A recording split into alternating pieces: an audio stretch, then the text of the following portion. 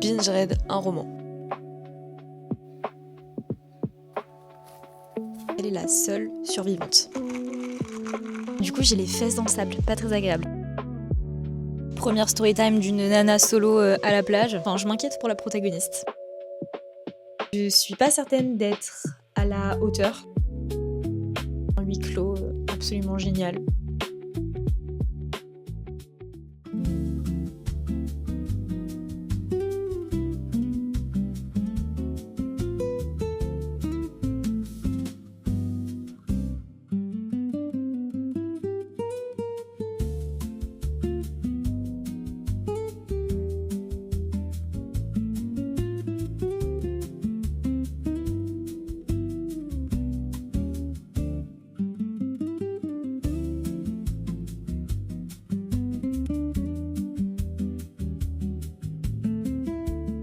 Hello Booktube, j'espère que vous allez bien. Aujourd'hui je vous retrouve pour un petit vlog sympathique puisque j'aimerais me donner l'objectif de binge read un roman. C'est vrai que ça fait quelques semaines que je n'arrive pas à lire.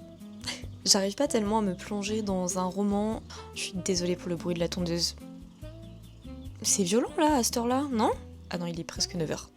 Ça fait quelques semaines que j'arrive pas à me plonger dans un livre et à le lire totalement avec plaisir en fait. J'ai DNF plusieurs romans, là je viens de finir un roman contemporain tout doux, mais voilà, j'ai pas eu ce sentiment d'être happée, vous voyez, et ça me manque beaucoup.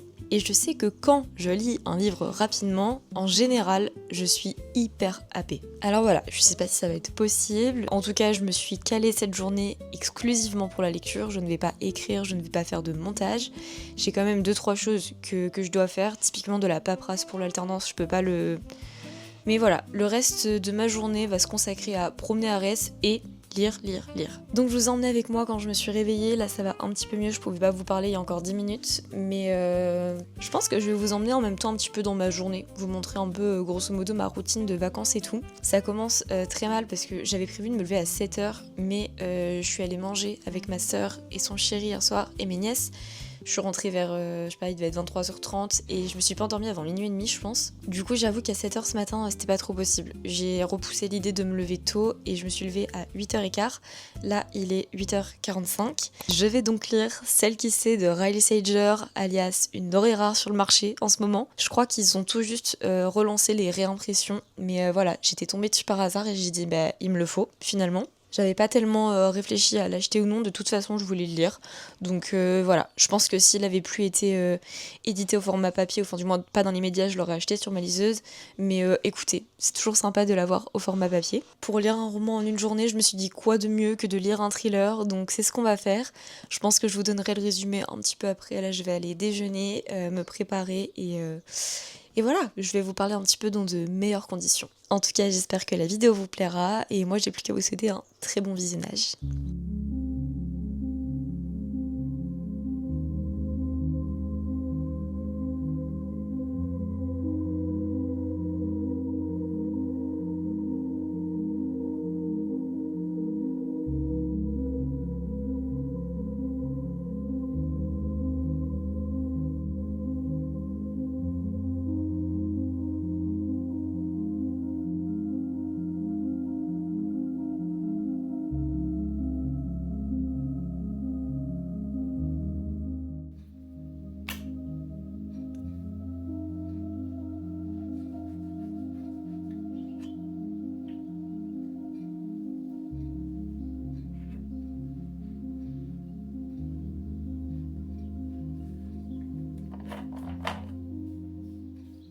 Vous me connaissez, j'utilise seulement les produits Aromazone, que ce soit pour ma skincare ou mes cheveux. Mais faut l'avouer, pour la skincare, c'est incroyable, je trouve le rapport qualité-prix. J'allais dire j'ai rarement trouvé, mais j'ai trouvé aucune marque qui leur égale. En revanche, pour les cheveux, je trouve que ça revient vite onéreux. Vous voyez, là, je suis à peu près à 10 € par flacon, en sachant que j'utilise leur crème de soin ainsi que leur gelée pour définir mes boucles. Et une copine m'a fait découvrir un soin de chez Dop pour les cheveux secs ou bouclés, mais je pense qu'on peut ajouter la catégorie aux cheveux épais, parce que j'ai une épaisseur de fou malade, qui fonctionne à merveille en tant que démêlant et en tant que soin resculptant, si on peut dire. d'autant plus qu'il est 3 fois moins cher puisqu'il coûte 3 €. Donc voilà, c'est celui-ci. Je pense pas que la compo ni le côté éthique soit hyper top, mais voilà, on fait comme on peut de toute façon. C'est au beurre de karité, donc voilà, je vous partage le tips. Je l'utilise 1 à 2 fois par semaine, donc après mes shampoings, vu que je me lave les cheveux 2 fois par semaine, pour démêler, c'est juste incroyable. En plus, du coup là, je suis chez mes parents.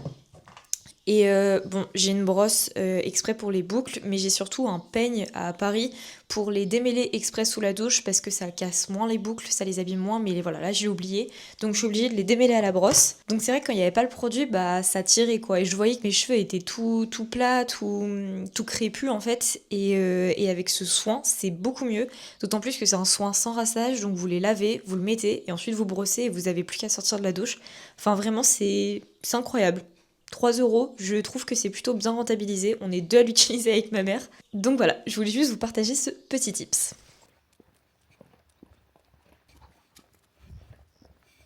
Mes balades préférées en ce moment sont celles en forêt avec Arès. Tom rentre de son déplacement d'ici 1 semaine et quelques jours. J'ai trop hâte, ça va être trop bien.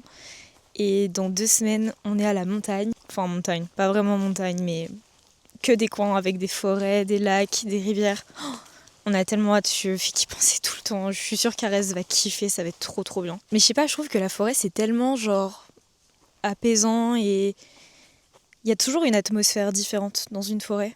Je trouve ça trop bien. On continue à marcher tranquillement et je vous reprendrai à la maison.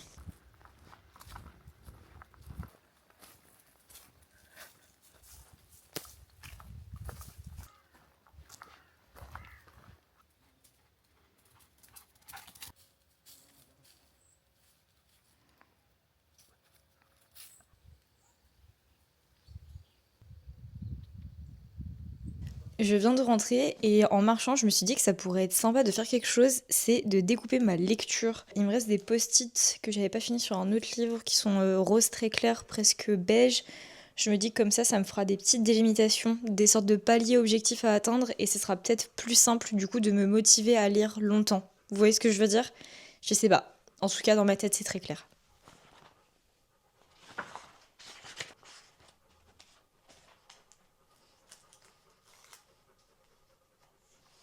Bon, du coup, je viens de le faire, c'est pas du tout esthétique, j'ai pas du tout mis ça droit, mais écoutez, c'est juste des repères pour me motiver un petit peu.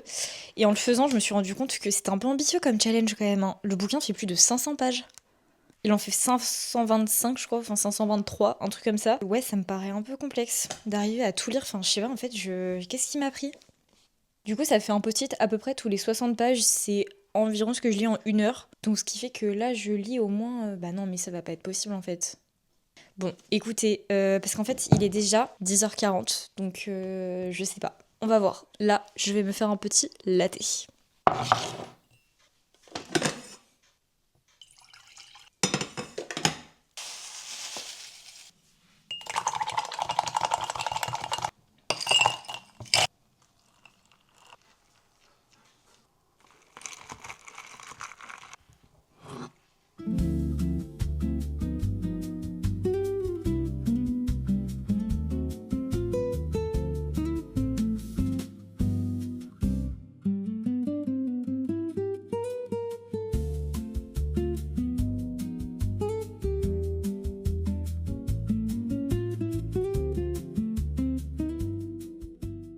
Je suis arrivée au premier palier de ma lecture, donc j'ai enlevé le petit post-it.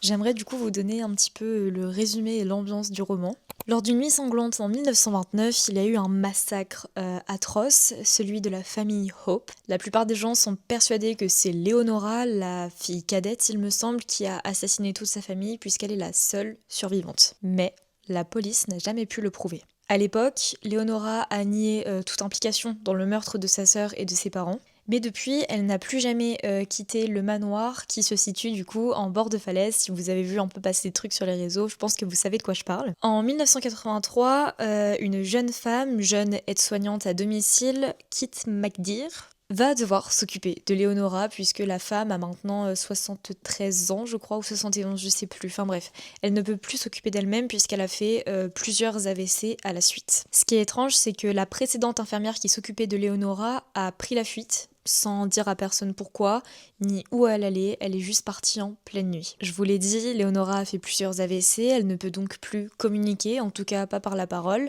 Il lui reste un seul moyen de communication, une machine à écrire. Et un soir, son seul doigt valide, celui du bras gauche il me semble, tape sur cette vieille machine à écrire « Je veux tout vous raconter ». Donc on va suivre un peu une jeune femme qui va devoir s'occuper physiquement, moralement d'une très vieille dame, mais surtout une jeune femme qui va découvrir un passé complètement enfoui, qui est assez trouble, flou, inquiétant en fait, et ça a l'air absolument génial. Bon du coup je suis vraiment qu'au début, je suis à la page 58, mais écoutez ça se lit tout seul, la plume est hyper fluide. En fait, il y a des touches un petit peu humoristiques qui ajoutent, je sais pas, en fait, ça contrebalance le côté anxiogène de l'histoire, donc je trouve ça hyper chouette. C'est hyper intriguant, assez inquiétant, on va pas se le cacher, parce qu'elle arrive dans cette demeure immense où elle sait que la vieille femme est suspectée d'avoir assassiné toute sa famille, elle a vraiment une mauvaise réputation pour le coup.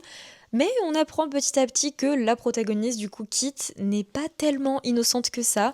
On sait qu'elle a un lien avec une ancienne patiente qui est décédée, on ne sait pas totalement ce qui s'est passé.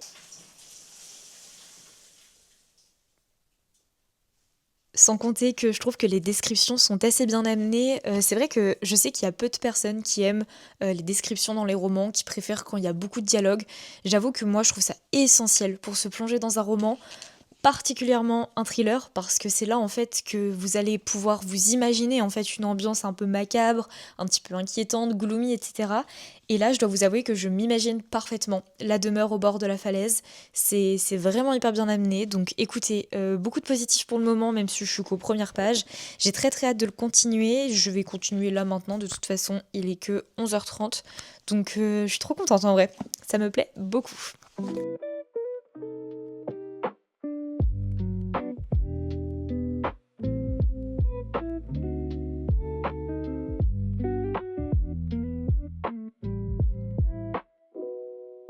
Vous savez pas quoi? Je suis partie me poser à la plage, mais j'ai oublié quoi?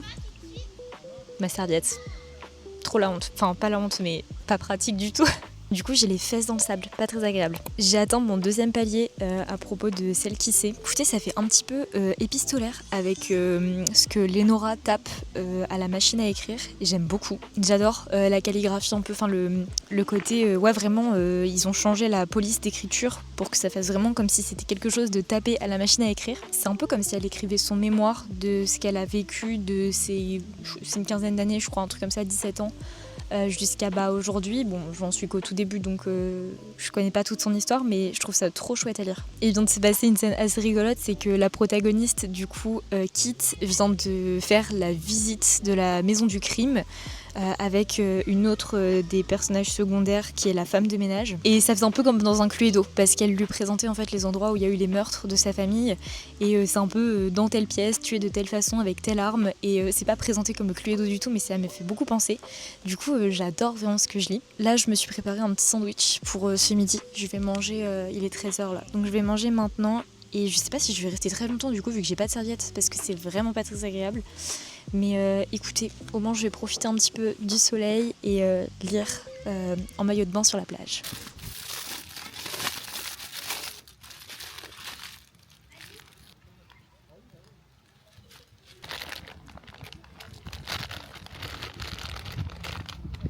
Première story time d'une nana solo à la plage. Je vois un daron. Genre vraiment daron avec 3 enfants en bas âge, bien la quarantaine, bien tassé vous voyez. Je vois, il me rôde autour. Il fait des petits allers-retours. Ah mais j'ai oublié ça en disant à ses enfants, attendez-moi, nanana.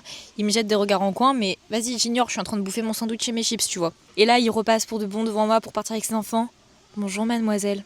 J'ai même pas répondu. En fait, voilà, je sais même plus quoi dire. En fait, on ne peut jamais être tranquille. En fait, il a pas été méchant ni insistant, à part avec ses regards salaces, vous voyez. Mais il y a un moment donné où t'as juste envie d'être solo, tranquille, et pas que t'inquiéter en fait du regard des hommes. Genre, ça y est, j'ai envie d'être solo à la plage. Déjà, c'est huge, tu vois, d'être toute seule à la plage et tout. Enfin, c'est pas des choses que je fais habituellement.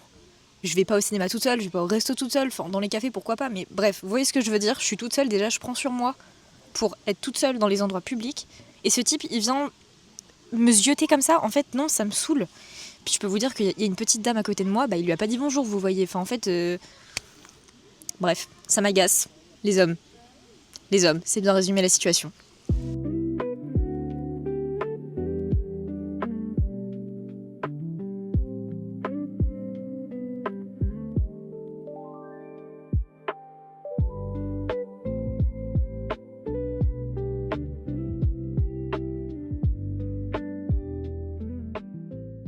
Me revoilà chez mes parents. Je suis restée un petit peu plus d'une heure, je dirais, au lagon.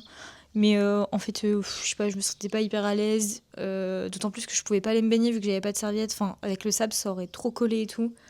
Donc je me suis dit, écoute, tu seras aussi bien chez tes parents avec la petite piscine et le transat. Et puis voilà.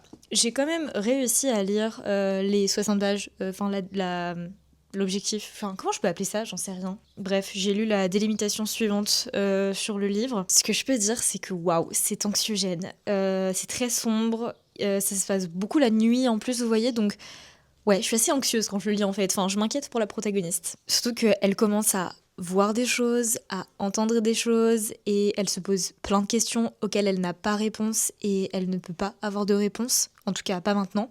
En fait, elle se retrouve un petit peu à enquêter contre son gré sur cette femme, Lénora, du coup, et sur ce qui est arrivé à sa famille.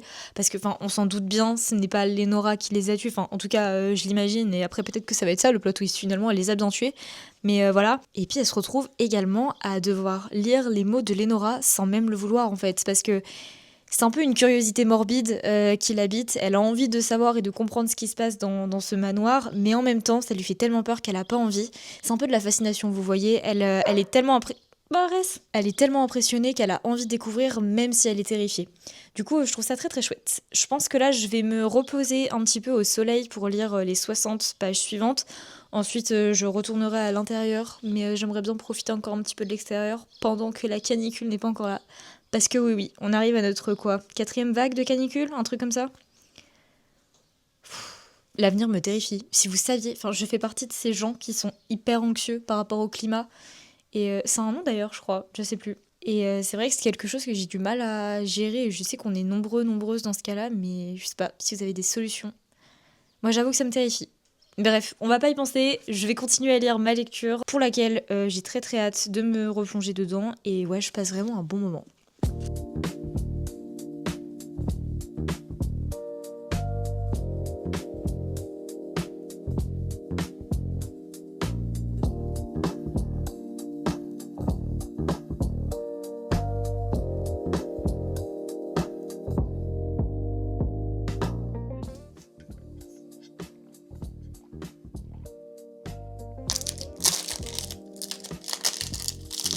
J'avais tellement chaud dehors, j'avais qu'une envie, c'était de rentrer et me prendre un petit sorbet fruit de la passion.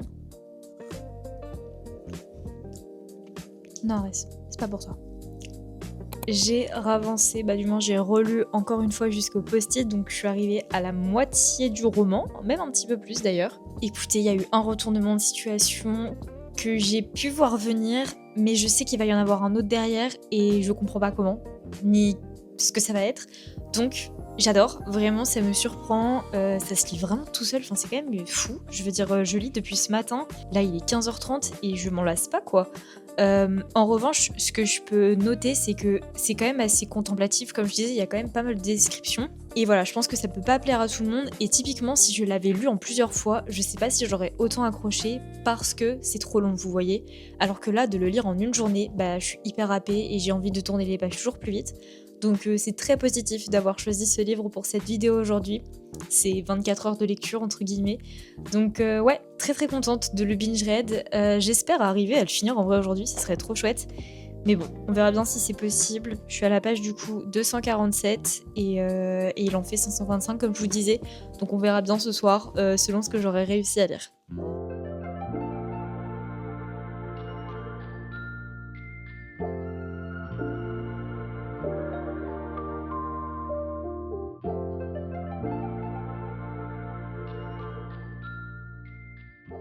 J'ai lu 2 steps de plus avant de vous reprendre pour un update. Il ne me reste que ça à lire. Je suis à la page 379 sur 525, donc j'approche grandement de la fin, mine de rien. Il y a pas beaucoup d'action, c'est somme toute assez lent, on va pas se le cacher. Pour autant, ça n'en est pas moins addictif. C'est un vrai thriller qui s'étire dans la longueur comme je les aime et je sais qu'à la fin, tout va s'accélérer. Il y a de plus en plus de rebondissements, de révélations et voilà, de choses qu'on apprend au fur et à mesure, qu'on découvre, ou alors qu'on se dit tiens, au début du roman on nous avait dit ça et là ça revient, enfin vous voyez ce genre de choses. Et c'est un peu le genre de thriller qui me fait douter sur ma capacité à pouvoir en écrire un bon thriller, je veux dire. Tout est bien pensé, bien ficelé, bien réfléchi et je suis pas certaine d'être à la hauteur, ni d'avoir écrit quelque chose de si bien. Mais du coup, ça prouve que c'est vraiment une bonne lecture, que je passe un bon moment et j'ai trop hâte de la poursuivre, de continuer et d'enfin avoir le fin mot sur tous ces mystères en fait qui rythment ma lecture depuis le début. Vraiment, je comprends sa hype sur les réseaux. À nouveau, je pense que c'est vraiment parce que je lui consacre une journée en entier.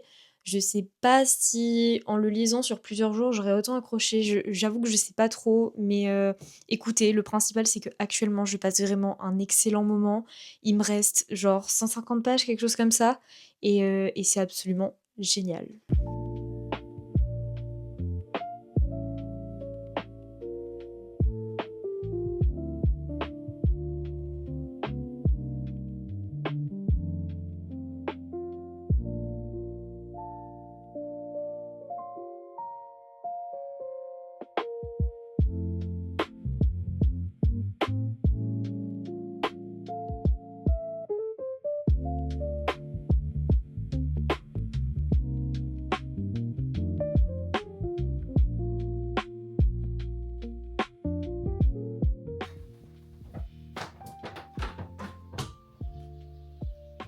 J'ai regardé un épisode de Teen Wolf. Je suis très fière. Je vais résister à la tentation de faire l'épisode suivant.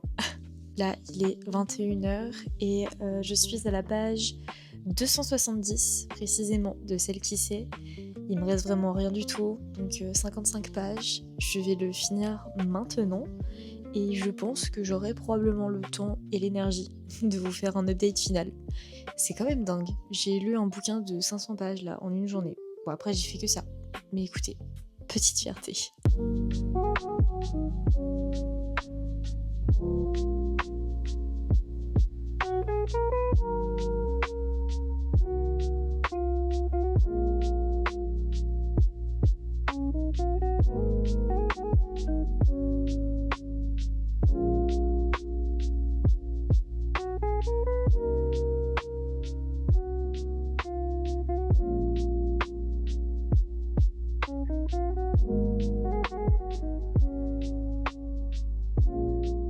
Je crois que la lumière est un petit peu pourrie.